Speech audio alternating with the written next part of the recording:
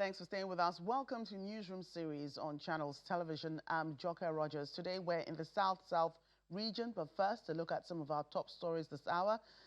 The Independent National Electoral Commission has added the Social Democratic Party candidate Francis Ajala and his running mate Fasheke Oladipo to the ballot for the Osun State governorship election. This raises to 15 the total number of political parties contesting the election, which will be held on Saturday. INEC says the decision was taken in compliance with the judgment of the Federal High Court, Abuja, delivered on July 22, 2026. INEC says the court had ordered the commission to forthwith recognize, accept, upload, process, and publish the name and particulars of Mr. Ajala as the candidate of the SDP.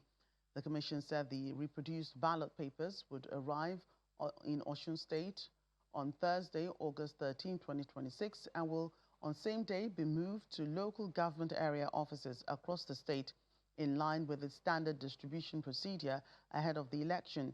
INEC assures political parties, candidates, and the general public of its commitment to conducting a free, fair, and credible election in Osun State.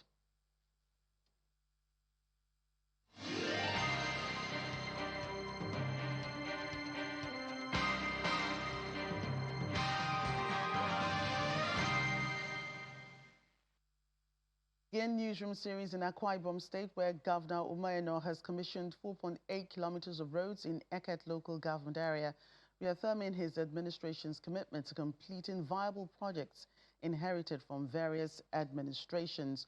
Governor Eno says the projects are part of ongoing efforts to improve infrastructure and enhance economic activities across the state.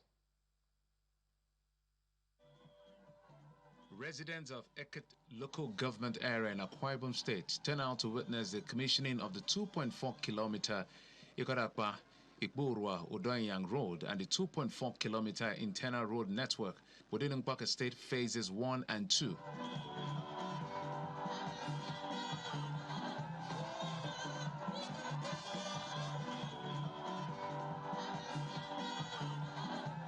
The state government is constructing about 38 kilometers of roads across Eket with plans for an additional 12 kilometers, bringing the total road project in the area to 50 kilometers.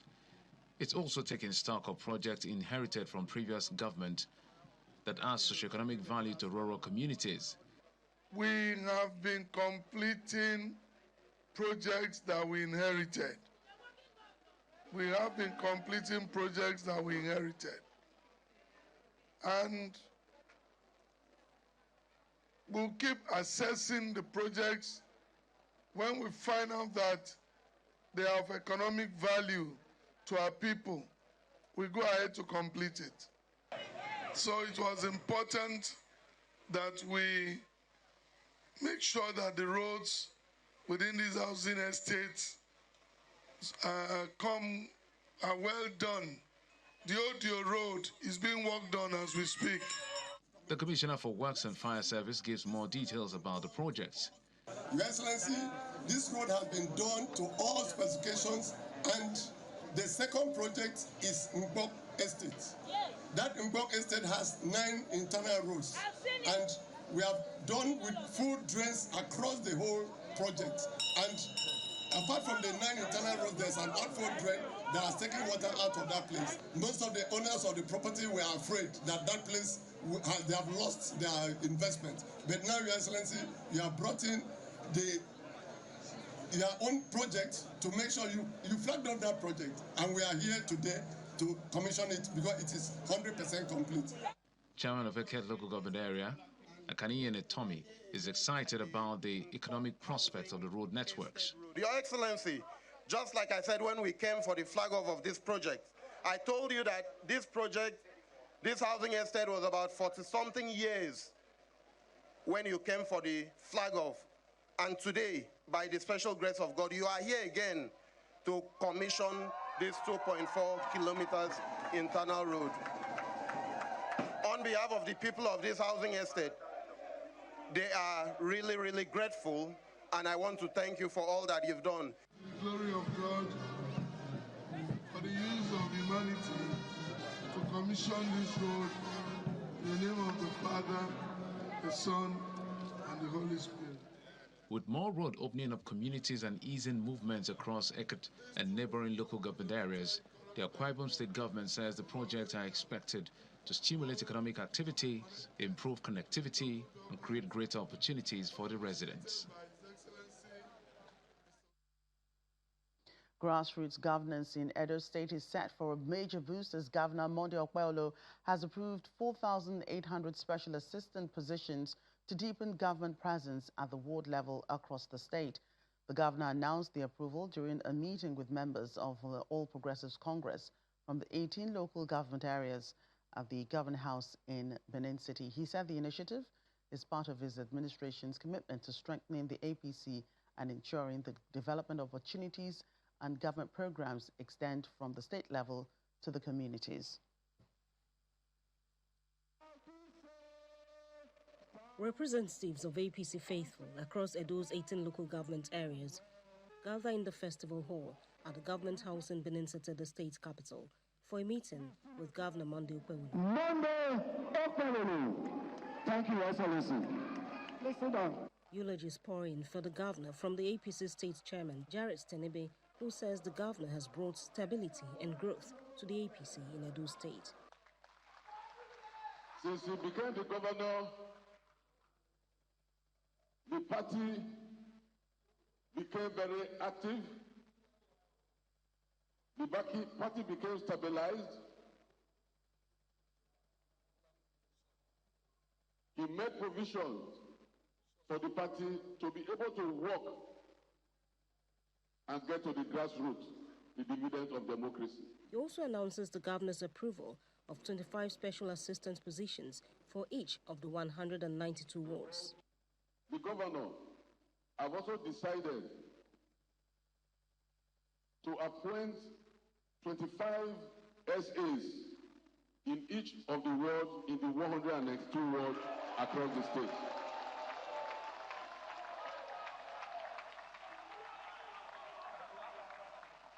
Governor Okpebholo, who acknowledges the members' contribution to the party's victory, says the move is part of efforts to take governance to the grassroots and ensure that government programs and opportunities reach communities at the wards level. I want to let you know that the party is our party. We don't have any other party than APC. So we are taking the governance to the grassroots so that whatever is from the top will also go down to the bottom. The party leaders who disclosed their various categories of ward leaders were invited to the meeting to outline the guidelines for selecting beneficiaries of the special assistant positions approved by the governor.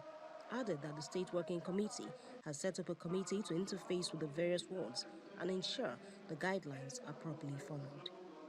Jessica Olubusere, Channels Television News.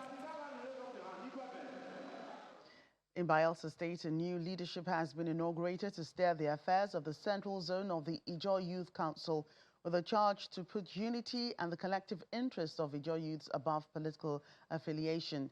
The new executives are also promising to focus on youth empowerment, development and advocacy and issues affecting the Niger Delta region. I believe in. This oath of office marks the beginning of a new chapter for the Ijaw Youth Council Central Zone. They take their pledge at a ceremony attended by youth leaders and stakeholders, promising to uphold the responsibilities entrusted to them and advance the interests of the Ijaw people. The Central Zone is one of the 3 zonal structures of the Ijaw Youth Council worldwide, alongside the Eastern and Western zones, with Yenogwa, the Bayelsa State, serving as its headquarters. My charge to them is to uphold the tenets of the Kayama Declaration and to ensure the leadership dissociate themselves from political issues within the states. Because council, the IYC is apolitical. Every sons and daughters are all from Ijaw nation. They are all Ijaw people, irrespective of the political parties or affiliations that they have. Ours is to ensure we create the enabling environment and platform for all Ijaw sons and daughters to exercise their franchise. The former national president of the council, Jonathan Lukobiri, also challenges the new executives to embrace teamwork and resist divisions that could undermine their tenure. No tree makes a forest. He must learn to be a team player because team strengthens the resolve of a group. And working hard enough to at least assuage the opportunities and the challenges that are before him is an equivalent task that all of us must stand behind to support him. And focus on the task ahead of him, rebuilding the Ijaw nation, uniting our people in confronting the challenges that we face are more important roles than the partisan politics that mostly destroy leadership. But I have confidence in them that they will do better than others that were there before them. Taking over the leadership of the Central Zone, Enebraye Orusega says his team will consolidate existing achievements while identifying gaps that require urgent intervention. We are here basically to consolidate on the gains made so far by founding fathers and our predecessors. We are going to also identify gaps and see now we fill those gaps. Bayelsa State, owning 8 local government areas is an aberration at this point in time. Considering our level of economic empowerment to Nigerian states, we cannot have 8 local government areas. If it is by land mass that local government areas are created, then there is no justification that Lagos State, with its low land mass, is having 20 local government areas. And Bayelsa State, which is 3 times higher than Lagos State, is having 8 local government areas. It's an aberration. And these are the things we want to question. These are the things we want to put before the federal government, that considering the importance of Bayelsa State, that these local government creation issues should be looked into. For the executives, the immediate challenge will be translating their promises into measurable programs that affect young people across the Central Zone. Well, staying with issues affecting young people, as the world marks the 2026 International Youth Day, the Cross River State government has reaffirmed its commitment to empowering young people through skills development, entrepreneurship, technology, and innovation. Commissioner for Youth Development, Ijaw Okam, who was speaking at a press conference in Calabar, the state capital, explains that the government will deepen partnerships with communities, local institutions, the private sector, and other stakeholders to create more opportunities for the youth. The commissioner notes that the young people across the state are already demonstrating their potential through businesses, sports, music, and innovative solutions. As a ministry, we remain committed to building a youth development framework that is inclusive, ensuring that opportunities reach young people across the 18 local governments of Cross River State. Skills-oriented, preparing young people for real economic opportunities. Employment-focused, creating pathways for training to decent work. Entrepreneurship-driven, supporting young people to become job creators. Partnership-based, leveraging government, private sector, and development partner resources. Innovation-led, embracing technology and emerging sectors. Participatory, giving young people a voice in policies and programs affecting them. And finally, sustainable, ensuring that youth development intervention create lasting value rather than temporary and cosmetic benefits. The International Youth Day reminds us that the future belongs to the young. But I could challenge that familiar statement. The future does not merely belong to the young people.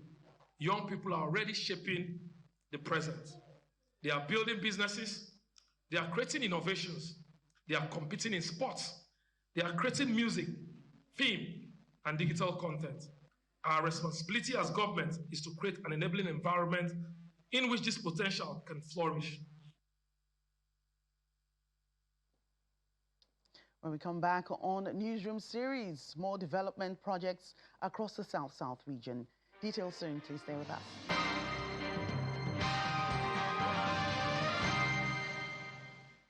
Welcome back. We're in River State now, where the Ikwere LGA chairman, Charles Wobodo, has called for better synergy and productivity among officials of the local government area.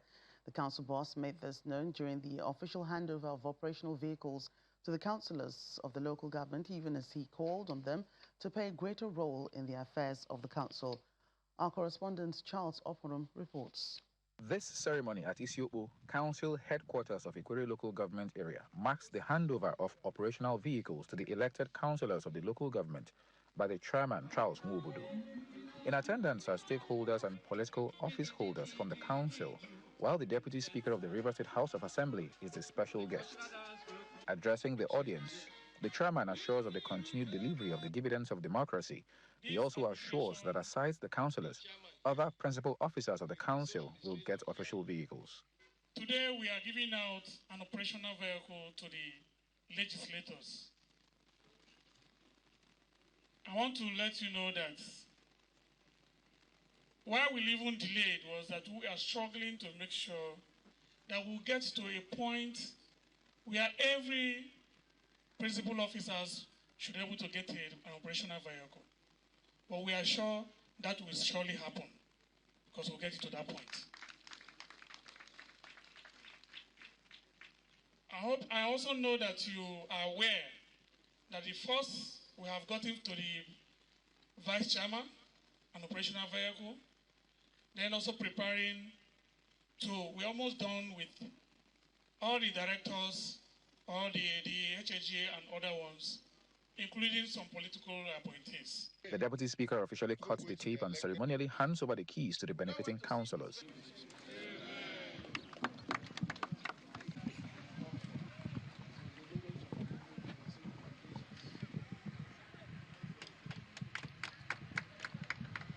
Mandate must match competence. Mandate must match competence. People gave mandate to somebody who is competent, and that is the reason we are seeing what we are seeing. Very simple. I'm excited. I'm impressed. The Ikwere people are happy that God has given us a chairman in him. Some of the leaders and beneficiaries also thanked the chairman for his gesture, promising that the vehicles will help them serve the people better. These legislators have done their best, and the chairman has reciprocated by providing them with working tools. The chairman has not disappointed those of us who supported his candidacy. In total, 13 councillors received vehicles from the Ikwere LGA chairman as part of his ongoing work to improve grassroots service delivery to the people of the local government. Charles Oporum, Channels Television News. In Delta State, vehicular movement to and from Ila in Oshimile North local government area has been disrupted following the collapse of sections of the Ugbolu-Ila Road. Several vehicles, including cement-laden trucks, have become stranded along the failed portions, with some reportedly getting stuck while attempting to navigate the bad spots, resulting in a major blockage. The journey into Ila in Oshimile North local government area of Delta State has become a difficult experience for commuters as they struggle to navigate the deplorable portions of the Ugbolu-Ila Road. The affected stretch runs from Ugbolu-Ila axis down to Ngene-Ajajila and Ngegu-Ajajila before reaching the main town.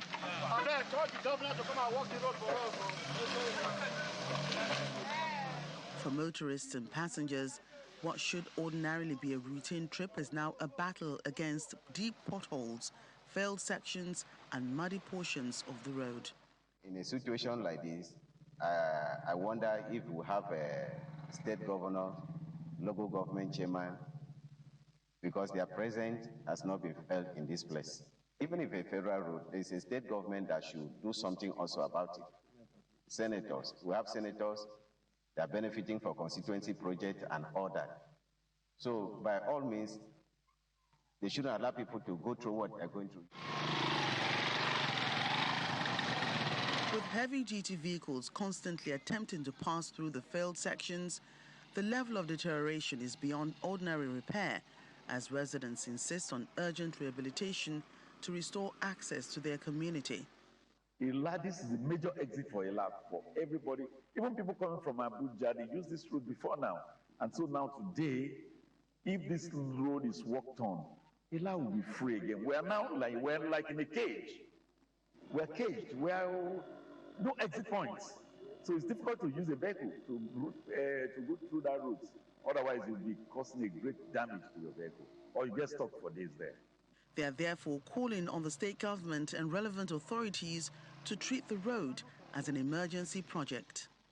You see the road we are standing here right now is a federal road that leads from Asaba, from the eastern part from Asaba to Ila, to Ibu, to the Edo State, and then to Abuja is a federal road.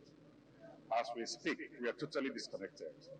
In response to their concerns, the Oshimili North Council chairman assures residents that Governor Sheriff Oborewori is aware of the situation and the steps are already being taken to fix the road and restore access. As we speak, the Ministry of Works, Rural and Urban and Highways, they have also commenced anytime soon. The governor sent a delegation from that ministry. They were there last week. And I can categorically, say that within the next 2 weeks, work will commence on that road. Residents say restoring the Uboli-Ila road is essential to easing transportation, boosting local economic activities, and reconnecting the community with neighboring areas. And we end in Cross River State, where the government is intensifying efforts to address the growing impact of flooding across the state following the destruction of homes, roads, businesses, and other properties in several communities. The new Commissioner of Environment, Mensa Bassi, who led officials of the ministry on an on-the-spot assessment of some affected locations, says the government is taking measures to prevent further damage by ensuring that drainage channels and waterways are cleared for the free flow of water. We just realized that this problem that is affecting Anansa is as a result of the water that comes from Channel 3, that goes to the Channel 3. So the moment we can reduce the volume of water from Channel 3 and divert it to Channel 2, that problem. So the only way we can get the result is by desilting Channel 2. The moment we desil Channel 2, we are going to divert the water to Channel 2. So the volume of water that goes to Channel 3 will reduce, and that problem will be minimized. It's still a temporary measure. This problem is capital intensive. We are trying to do looking at a palliative measure, but subsequently, the other one is a bigger picture, which will be handled maybe during dry season. But what we are doing is basically palliative, trying to see how we can stop that problem because of the urgency involved. We will sensitize them. Everybody should be conscious. If you go to Mobile by highway, all those traders, they dump their refuse on the channel. So it's commonsensical that the channel is bound to block or something. So the moment we sensitize them on the modus operandi, how to channel their refuse to the appropriate quarter, this problem will solve. So that people are not concerned. Some people are not concerned. They dump refuse everywhere. That is the result of what has happened. And that's Newsroom Series from the South. Thank you for watching. I'm Joker Rogers.